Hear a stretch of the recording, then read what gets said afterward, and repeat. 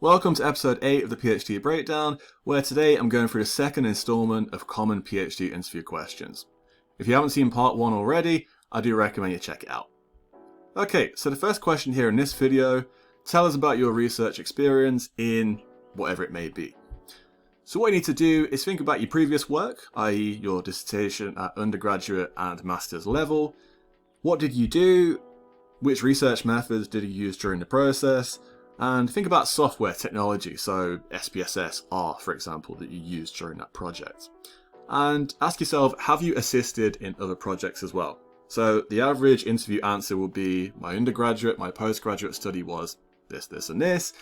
But if you can get some experience assisting in additional projects, it gives you more to talk about in the interview. So if you're watching this as a master's student, do consider getting a bit more experience away from your dissertation. The second question is, tell us about a time you overcame an issue during a research project. So what they want to know here is, what issues have you had and how did you cope with it? So think of a story and think of an issue that you had during your undergraduate or your postgrad when you're doing some research. What was the issue? Practice this story beforehand so you can describe it very concisely on the day of the interview.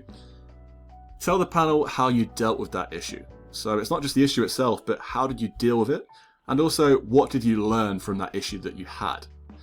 And then going forward, ask yourself, how did that issue help you? So, for example, you could have made an error during your undergraduate dissertation, and then when it came to your master's, you felt more experienced and you learned from the process. That's the sort of thing that a panel wants to hear from you. The next question is, what is your experience of using? And this could go any kind of way. And you need to think of your experience in a certain area. So for example, statistics. So how did you start learning about this? It could be a certain course that you did, for example, a course on using SPSS or R. And where have you used this software? So doing a course is great, but where have you actually used this in practice? And then ask yourself, how does it aid the potential PhD project? So your PhD could be qualitative, and they could say, what is your experience of qualitative statistics? And then you can speak about a course that you've done, speak about how you've used it in a previous project, and how it aids this particular PhD. The next question is, where do you see yourself in 5 years or 10 years? Very generic question that comes up during the end of a PhD interview.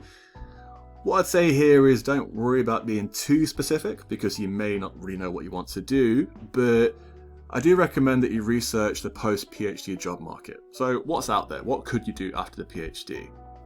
Show awareness of these different roles. You don't have to commit to one, but show an awareness at least. Demonstrate an open mind if you're not sure.